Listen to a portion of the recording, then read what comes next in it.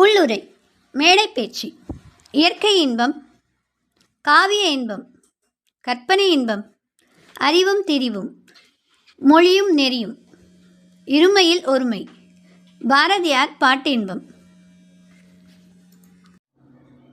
உள்ளுரை மேடை பேச்சு. இதில் 5 தலைப்பு. முதல், தமிழாசிரியர் மகாநாடு. 2, புறநானூறு மகாநாடு. 3, வேளாள பெருமக்கள் மகாநாடு.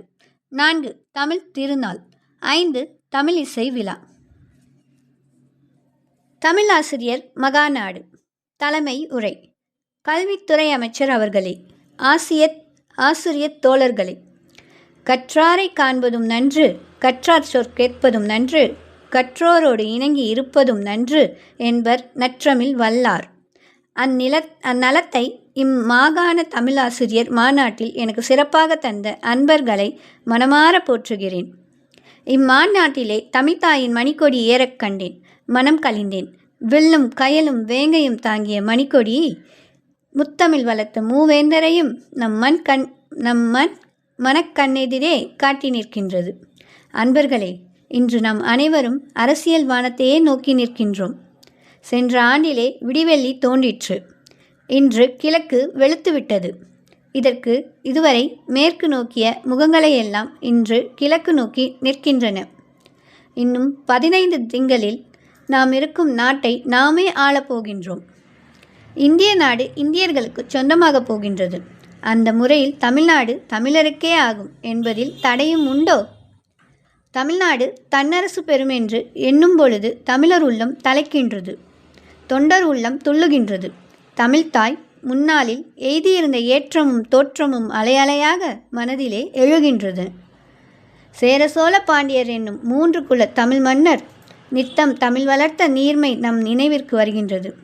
சேர நாட்டு மாளிகையில் மெல்லிய வீர மஞ்சத்தில் கண்ணுறங்கும் தமிழறிஞர் ஒருவருக்கு கவரி வீசி நிற்கும் காவலனை மனக்கண்ணெதிரே காண்கின்றோம். சோழ நாட்டு மாநில மன்னன் தமிழ் தாயின் திருவடி தொழுது நான் பண்டித சோழன் என்று இருமாந்து பேசும் இனிய வாசகத்தை கேட்கின்றோம். சங்கத்தமிழ் மணக்கும் மதுரையில் அரியாசனத்தில் அமர்ந்து ஆசிரியரின் சிறப்பையும் அவர்களை ஆதாரத்திற்குரிய முறையையும் அழகிய பாட்டால் எடுத்துரைக்கும் பாண்டியனை பார்க்கின்றோம். உற்றுளி உதவியும் ஊறு பொருள் கொடுத்தும் பிற்றரை நிலைமுனியாது கற்றல் நன்றே என்று பாண்டியன் அன்று பிறப்பித்த ஆணை என்றென்றும் தமிழ்நாட்டில் நின்று நிலவுதல் வேண்டும் என்று ஆசைப்படுகின்றோம். மூவேந்தர் காலத்திற்கு பின்பு நம் தாய்மொழிக்கு நேர்ந்த சிறுமையை நினைத்தால் நெஞ்சம் உருகும்.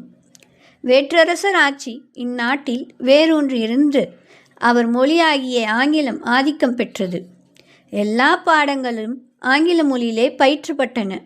ஆங்கிலமாது களிநடம் புரிந்த கல்வி சாலைகளில் தமிழ்த்தாய் நிலை இழந்து தலை கவிழ்ந்து ஒதுங்கி நிற்பாலாயினாள்.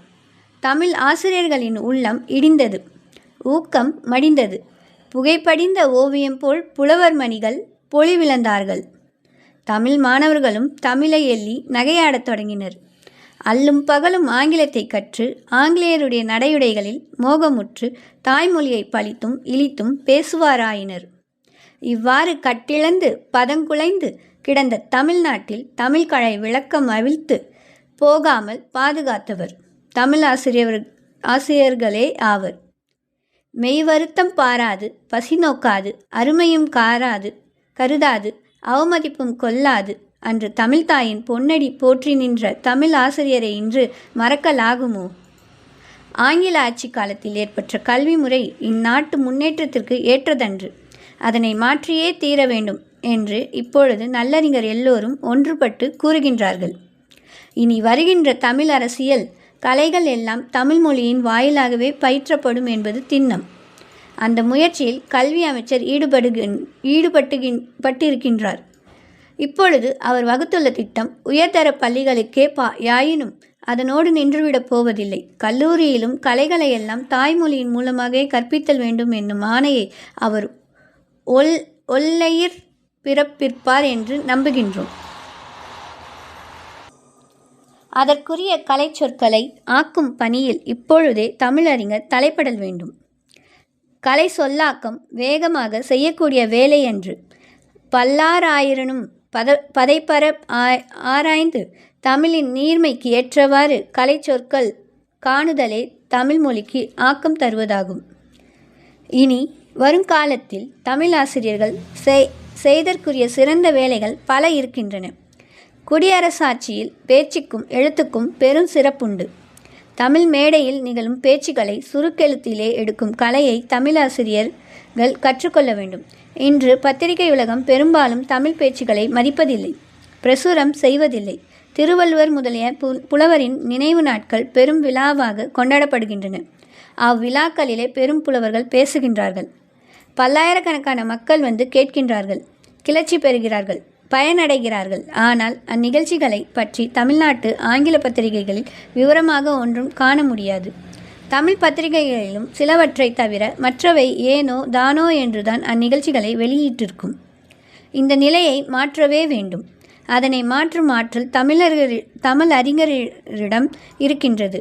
நாடெங்கும் தமிழ் ஆர்வம் நிறைந்துவிட்டால் பத்திரிகைகள் தாமே தமிழில் கவிந்து வரும். தமிழ் பேச்சுக்களை பரப்புகின்ற பத்திரிகைகளை பெருவாரியாக தமிழ் மக்கள் ஆதரிக்க தலைப்பட்டால் இன்றுள்ள நிலை நாளையே மாறிவிடும். ஆதலால் தமிழ் அறிஞர்களே, தமிழ் நாடெங்கும் தமிழ்ச்சங்கம் நிறுவுங்கள், தமிழ் பாடம் சொல்லுங்கள், கலை செல்வத்தை வாரி வழங்குங்கள், தெருவெல்லாம் தமிழ் முழக்கம் செலுக்க செய்யுங்கள். இவ்விதம் ஒள்ளும் வகையால் நாம் ஒவ்வொருவரும் பணி செய்வோமானால் இன்னும் 10 ஆண்டுகளில் தமிழ்நாடு புத்துயிர் பெற்றுவிடும். அக்காலத்தில் நாடு முற்றும் தமிழுணர்ச்சி பொங்கி ததும்பி பூரணமாய் நிற்கும். கல்லூரிகளில் நல்லாசிரியர்கள் எல்லோரும் தமிழ் அறிஞராயிருப்பர். பல்கலைக்கழகங்களில் நக்கீரர் போன்ற நற்றமிழ் புலவர் தலைவராக வீற்றிருப்பார். எந்த மொழியும் நமது சொந்த மொழிக்கு இணையாகாது என்று தமிழ்நாட்டு இளைஞர் செம்மாந்து பேசுவர். தேமதுர தமிழோசை உலகமெல்லாம் பரவும் வகை செய்வோம் என்று முரசு கொட்டுவர். 8 திசையிலும் தமிழ்நாடு ஏற்றுமுற்று விளங்கும். அந்த நிலையினை இன்று எண்ணிப்பாரீர். அதனை எய்தியே தீர்வோம். பணி செய்ய வாரீர்.